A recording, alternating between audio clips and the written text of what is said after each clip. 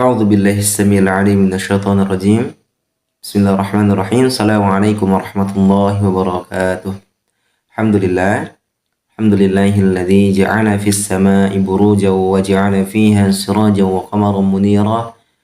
الحمد لله الذي أنزل القرآن هدى للناس وبينات من الهدى والفرقان. أشهد أن لا إله إلا الله وحده لا شريك له وأشهد أن محمدا عبده ورسوله. اللهم صل وسلم وبارك وكرم على سيدنا ومولانا محمد وعلى آله وصحبه أجمعين، أما بعد.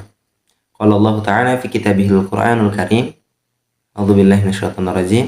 يا أيها الذين آمنوا كتب عليكم الصيام كما كتب على الذين من قبلكم لعلكم تتقون. Hai orang-orang yang beriman, diwajibkan atas kalian berpuasa sebagaimana diwajibkan atas orang-orang sebelum kalian agar kalian bertakwa.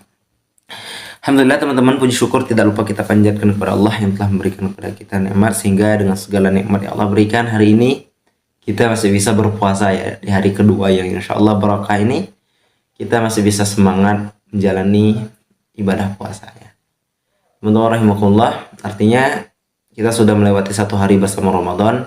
Kita harapkan mudah-mudahan Ramadan yang kita temui kali ini menjadi Ramadan yang spesial ya, menjadi Ramadan yang lebih kita kedepankan untuk ibadah, kita meninggalkan main-main di bulan suci Ramadan ini ya teman-teman.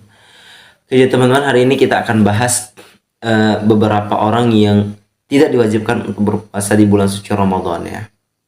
Jadi teman-teman, di dalam Islam itu ada yang namanya rukhsah. Rukhsah itu keringanan ya. Di dalam ibadah Allah memberikan rukhsah atau keringanan kepada setiap hamba. Jadi kalau dalam sholat, orang yang kalau punya uzur mereka tidak bisa sholat sambil berdiri, maka Allah berikan rukhsah, keringanan untuk sholat sambil duduk gitu. Begitupun dengan orang yang kalau nggak bisa sholatnya sambil duduk, mereka diberikan keringanan untuk sholat sambil berbaring ya. Hanya di dalam Islam itu Masya Allah ya, Islam mengajarkan bagaimana umatnya bisa menjalankan ibadah dengan senyaman-nyamannya ya. Artinya kita semua yang malas ibadah karena kita merasa berat, nggak ada yang berat dalam ibadah itu ya.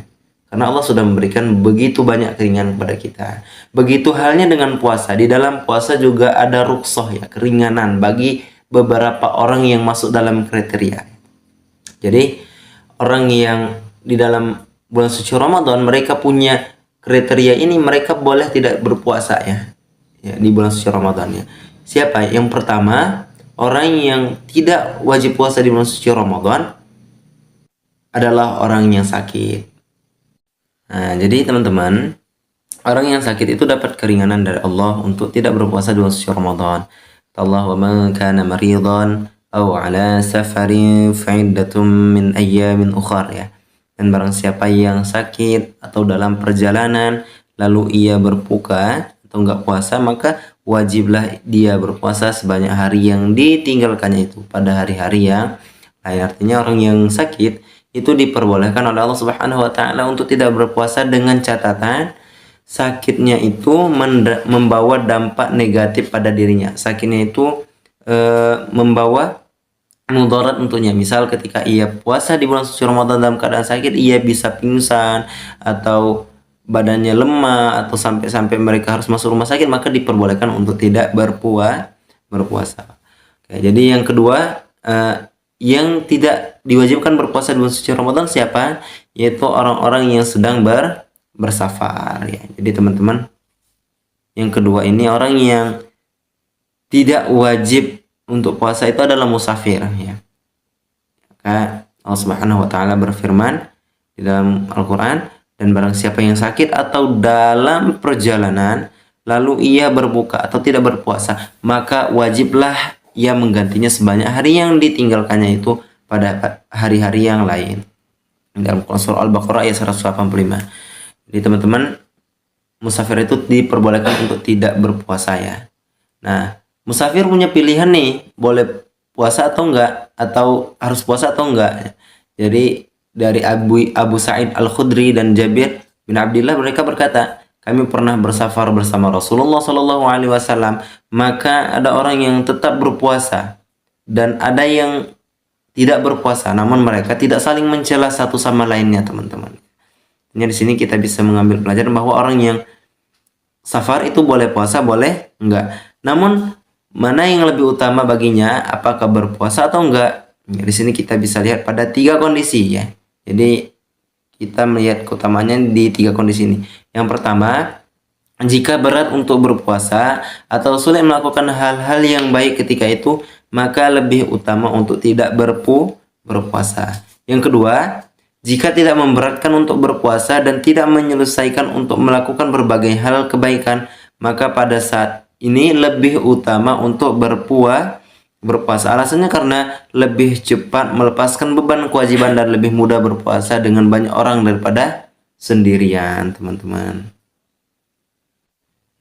Oke, yang ketiga, jika tetap berpuasa malah menyusahkan diri sendiri atau membawa dampak yang sangat negatif untuk diri sendiri, maka wajib untuk tidak berpuasa.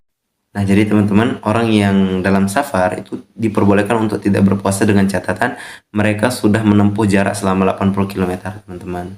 Yang ketiga, orang yang tidak diperbolehkan untuk tidak berpuasa yaitu orang yang sudah tua atau sepuh.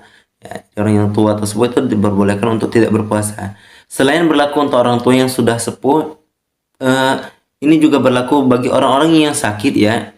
Dan kemungkinan besar mereka tidak bisa sembuh dari sakitnya ketika mereka puasa, namun mereka terkendala oleh sakit yang sudah berkepanjangan, dan ketika mereka puasa itu membawa mudarat bagi mereka, mereka juga diperbolehkan untuk tidak berpuasa, teman-teman. Artinya orang yang sudah sakit dan sakitnya akan membawa mudarat ketika mereka puasa, mereka diperbolehkan untuk tidak berpuasa.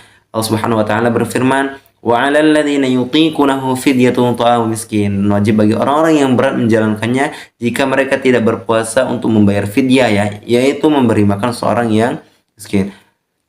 Begitu pula yang mendukung adalah riwayat ya. Ada satu riwayat dari A'tha yang mendengar Ibnu Abbas membaca firman Allah Ta'ala yang artinya, dan wajib bagi orang-orang yang berat menjalankannya jika mereka tidak berpuasa mereka membayar fidyah, yaitu memberi makan seorang miskin.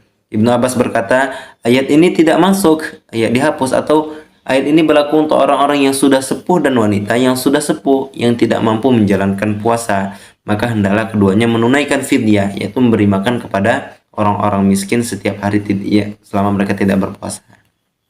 Terus yang keempat, orang yang boleh tidak berpuasa siapa, teman-teman? Yaitu wanita hamil dan menyusui. Dari Anas bin Malik bahwa Rasulullah Sallallahu Alaihi Wasallam pernah bersabda, sesungguhnya Allah mengurangi sebagian salat dari musafir, juga puasa dari wanita hamil dan menyusui. Asy-Syairazi, salah seorang ulama Syafi'i, berkata, jika wanita hamil dan menyusui khawatir pada dirinya sendiri, maka dia tidak boleh berpuasa ya, dan punya kewajiban qadha tanpa kafarah. Keadaan mereka seperti orang sakit. Jika keduanya khawatir pada anaknya, maka keduanya tetap menunaikan qadha. Namun dalam hal kafarah ada 3 pendapat. Imam An-Nawawi berkata, wanita hamil dan menyusui ketika mereka tidak berpuasa karena khawatir pada keadaan dirinya, maka keduanya tidak boleh puasa dan punya kewajiban qadha. Tidak ada fidyah ketika itu. Seperti halnya orang yang sakit. Permasalahan ini tidak ada masalah di antara para ulama. Jika khawatir pada kondisi anak saat berpuasa bukan pada kondisi dirinya, maka boleh tidak puasa, namun tetap ada qadha yang ya ini pun tidak ada khilaf ya, namun untuk fidyah diwajibkan menurut mazhab Syafi'i. Sedangkan kewajiban hanya menunaikan fidyah saja bagi wanita hamil dan menyusui tidaklah tepat. Ibnu Qudamah berkata, kata Ibnu Qudamah, wanita hamil dan menyusui adalah orang yang masih mampu untuk mengqadha puasa, tidak sama seperti orang yang sepuh. Maka qadha tetap wajib sebagaimana wanita yang mengalami haid dan nifas. Sedangkan dalam surah Al-Baqarah yang 184 tadi menunjukkan kewajiban fidyah, namun tidak menafikan adanya qadha puasa karena pertimbangan dalil yang lainnya.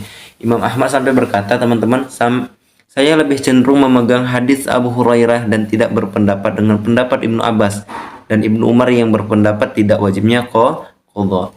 Saya Muhammad bin Saleh Al-Utsman berkata, lebih tepat wanita hamil dan menyusui dimisalkan seperti orang sakit dan musafir yang punya kewajiban qadha saja tanpa fidyah. Adapun diamnya Ibnu Abbas tanpa menyebut qadha karena sudah dimaklumi bahwa qadha itu ada. Kewajiban qadha yang menjadi pendapat Atha bin Abi Rabah dan Imam Abu Hanifah, sehingga wanita hamil dan menyusui, masih terkena ayat wa man kana maridhan aw ala safarin fa iddatum min ayyamin ukhra. Dan barang siapa yang sakit atau dalam perjalanan lalu ia berbuka, maka wajiblah dia berpuasa sebanyak hari yang ditinggalkannya itu pada hari-hari yang lain. Jadi di sini kita bisa ambil kesimpulan bahwa wanita yang menyusui dan lagi hamil yaitu diperbolehkan untuk tidak berpuasa dan boleh hanya mengganti fidyah saja ya, membayar mengkodok puasanya saja, mengkodok puasanya saja teman-teman, tanpa harus membayar fidyah. Nah, jadi teman-teman yang keempat yang diperbolehkan untuk tidak berpuasa di bulan suci Ramadan yaitu mereka yang menyusui dan yang sedang hamil teman-teman. Nah, jadi yang pertama tadi orang yang tidak wajib berpuasa di bulan suci Ramadan, mereka yang sakit. Yang kedua orang-orang yang dalam perjalanan ya, dan jalannya itu sudah masuk jarak tempuh yaitu 80 km. Yang ketiga orang yang tidak diwajibkan berpuasa yaitu orang yang sudah sepuh ya, yang sepuh, dan juga berlaku untuk orang-orang yang sudah sakit parah dan mereka kemungkinan tidak bisa sembuh dari sakitnya. Dan yang keempat wanita yang sedang hamil dan menyusui. Jadi teman-teman, itulah 4 orang yang masuk kriteria dalam golongan yang boleh tidak berpuasa di bulan suci Ramadan. Mudah-mudahan kita semua bisa mengambil pelajaran dari sini ya. Semoga kita semua diberikan lindungan oleh Allah untuk senantiasa semangat dalam ibadah di bulan suci Ramadan ini. Jazakumullah khairan katsiran. Akhirul kalam, apabila ada kata yang salah saya mohon maaf ya. Jazakumullah khair. Assalamualaikum warahmatullahi wabarakatuh.